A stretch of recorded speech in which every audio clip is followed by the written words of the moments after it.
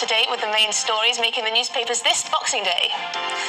On the front page of The Times this morning, in his first Christmas speech, the King praised tireless health workers as they struggle to cope with a wave of strikes. The Telegraph is also talking about the King as Charles used his first Christmas speech to offer sympathy for those battling rising bills. The Daily Mail looks at the King's speech from the perspective of his tribute to his beloved late mother and reminds readers he is only the second monarch to deliver a televised Christmas speech. On the cover of The Independent is a warning that an entire generation are being held back as more than 200,000 children have been left waiting for developmental therapy. The Guardian focuses on the rise in dads taking on childcare responsibilities as fathers now make up 1 in 9 stay-at-home parents.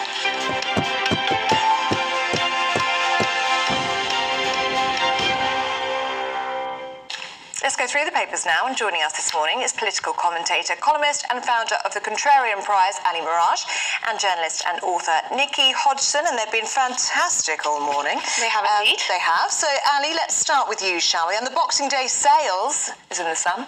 The Boxing Day sales absolutely is in the sun, but it's going to be a really, really tough time for retailers, and it already has been, and that's for multiple reasons. Firstly, they're coming on the back of COVID, so people tending to shop more online, so it was already tough enough for the high street. On top of that, you've had two other factors.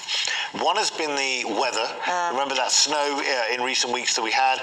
That reduced footfall, and then you've got strikes, train strikes going on, which are still continuing now until the 27th, and will also then be further industrial action coming.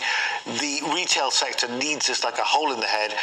They're already slashed their some of the goods that they were trying to sell by 70%, 70% before Christmas even came, and now they're looking to make about $1 billion in losses because of this, these factors. So really, really tough. And then this is before, you look at the hospitality sector, and I was talking to the guy who, the manager of the bar in Shoreditch where I used to hold my DJ nights for 6 years, and he was telling me, that his takings are down 30%, again because of these two factors. So it's tough out there. Even if you're playing very good music, you still need people to come through the door. Yeah. With the cost of living crisis, I mean, that's the thing that goes, isn't it? People don't shop, people don't drink. Discretionary spending. Yes, and it was that weekend before Christmas that the trains were so badly affected, because people go out, you know, they travel into London or they travel into Birmingham or Manchester or whatever to do a whole big day's shopping. That was just put on hold. And I think people are more likely to spend more when they're out and about actually looking at the items. Yeah, absolutely. And also there was that day, that same Friday night, which is known, you know, in the drinks industry as the one night of the year where everybody comes in, and that was affected by the strikes as well.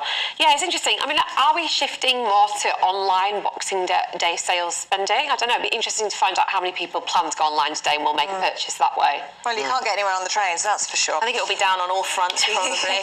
Nikki, let's have a look at the Daily Mail, shall we? Daily Mirror, and Labour's plans to expand free childcare. Yeah, so one of the biggest problems affecting women's ability to go back to work after having children is the childcare issue, because it is just so damned expensive. I mean, the average cost for nursery full-time for a 2-year-old is £263 a week. Where I live, it's £130 a day. So, you know, you do the maths. It's kind of impossible to send your child to nursery and work full-time when they're very little. And we know currently that 3 and 4-year-olds get 30 hours free childcare if their parents work at least 16 hours a week. Labour are proposing that they extend that to 2, 3 and 4-year-olds. Because, you know, maybe some people get, if they're lucky, a year's maternity leave. That takes you up to 1. Then you've got a year where you've got to pay for it, and then you've got another year where you've got to pay for it at the minute, which is why people just end up not going back to work, because it's just not cost effective. So this is a really substantial pledge from Labour. You know, this could really help them win the election, I think, with women. Yeah, I think so. Although I would say that further subsidies may not be the only answer, Ali. Surely there's some red tape that could be cut. Well, I don't know. You know, the thing is, it is difficult because on the one hand, the government wants to get people back into the workforce. We've already seen at the under end of the spectrum over 50s, and you see this new policy that Rishi Sunak's been coming out for midlife MOTs for people who are over 50. You've also seen an increasing number of men now also beginning to stay at home, which is a good thing in terms of spending time with family, which is good. But again, economic activity is going to go down, although that is being slightly displaced by an increase in women going into the workforce, so it might balance out. So these things are complicated. Childcare costs are very expensive. In some of the Nordic countries, there's much more generous provision. But again, there's no free lunch here. We want more generous childcare provision. It means higher taxes. Well, but also if people go to work, they pay tax. So True. That's one of the issues. That's one of the benefits of letting people work. They will actually pay more tax. So. Yeah. Giving women more choice, I think, is one of Absolutely. the answers. No, of course. Big story in the Daily Express, Ali. The comeback of Boris Johnson, potentially. Goodness me. Well, it says wipeout at the polls could put Boris back in number 10 by next Christmas. I mean, come off it. Really?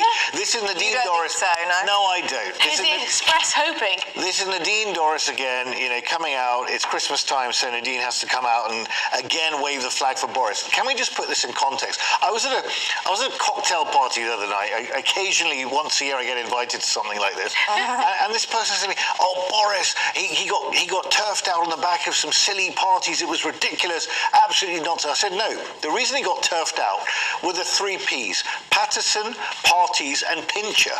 I mean, ultimately, you cannot keep sending your ministers out to go and bat for you, defend a line that they then find out is completely and utterly wrong within 24 hours of making themselves look ridiculous on TV, defending you. And the last Ali, you say that, but he's still popular with voters. And if you look at some of the polling, I think GBNEWS did, our People's poll, it showed that people were rating him the most competent out of the current Prime Minister and the former Prime Minister. Hang on a second, Emily. Before he left, let's just not do some revisionist history on Boris here. Before he left, No revisionist it was like 20 points behind in the polls, and we lost a string of by-elections. North Shropshire, Cheshire and Amersham. These people were getting trounced. They had that tractor porn guy. He got trounced as well.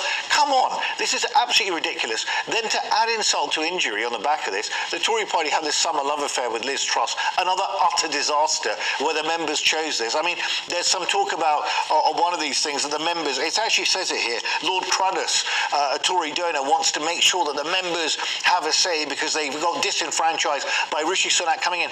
Rishi Sunak came in because everything he said about Truss's economic plan came to pass. It was an utter ridiculous decision that the party members made.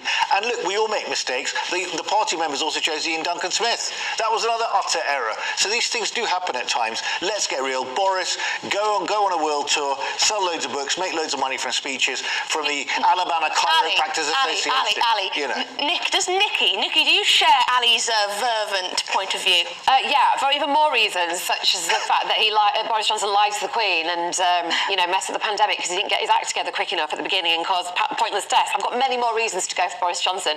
I do think it's funny that the papers keep running this story about his return because, as Ali says, Boris needs to make some money. He needs to make some money now. Well, Nikki, one interesting thing is, though, that he is standing at the next election in a seat, Uxbridge and South Ryde. So I was brought up down the road from there in Hillingdon. It's quite marginal territory, right? So the fact that he's A, not done a chicken run and gone to a safe seat, and B, has not just exited Parliament completely to just make money is interesting. I think he thinks he's going to have a Chilean second coming. Ali, you never know. There are a lot of people out there, including some of our viewers and listeners, who think Boris should never have gone. You may not be the majority opinion, Ali, believe it or not. Well, the thing is, I just take it on the proof of the pudding being in the by-election results, which is an utter, unmitigated embarrassment. Well, the Tory party decided to get rid of him because they want to try and hold on to power. Yeah, but then others would say he's the election winner, isn't he? That's who people voted for in 2019, especially lots of Red Wall voters would feel that way, voting Tory for the very first time. Nikki, should we end with some good news? Yes. You brought us an Alzheimer's cure in the last newspaper round, and you now might have the cure for cancer. Well, yeah, so it's specifically a cure for mouth and throat cancer, which affects 12,000 Brits a year. And it's actually the humble Christmas tree that could provide the solution, because there's a substance in the needles called lutein, which when ground down, can basically help stop mouth cancer. So it's a Spanish study that's been done, and it's sort of saying we throw all our Christmas trees away without thinking about the benefits of them. And the idea is that they will grind up the substance and it'll start appearing in mouthwashes and toothpaste. But, so don't try it at home, basically. It's not going to help you. Something to do with your old Christmas tree when the time comes. Very Dedicated to science. sustainable. To medical science. Would it taste of pine? They haven't said that. I mean, I'm not sure. I'm not sure about in that. addition to that, then yeah. I imagine so. We've got time for one more. So what do we want? Do we want immigration or something about knickers? Well, this is a very funny story. I've got to say. So there's a pub parrot here, who is called Kermit, and the pub landlord Richard Hammond inherited him, and he's found out, much to his chagrin, that if you leave him alone with the punters, he actually says, "Show me your knickers" to them. Stop. And the pub landlord is saying, "It's nothing to do with me. I've inherited him. I didn't teach him it." But somebody has obviously taught this parrot this phrase, and the hunt is now on to find out who that person is. Well, look at our strapline. Who's a cheeky boy? That would be rather awkward, really. Totally inappropriate. Apparently the punters like it. You know. Oh, they do? So. Well, there you Oh, go. that's good. That could go one of two Similarly, ways, but- couldn't it? Brilliant. Nikki, thank you so much. Nikki and Ali, brilliant. Thank you very much.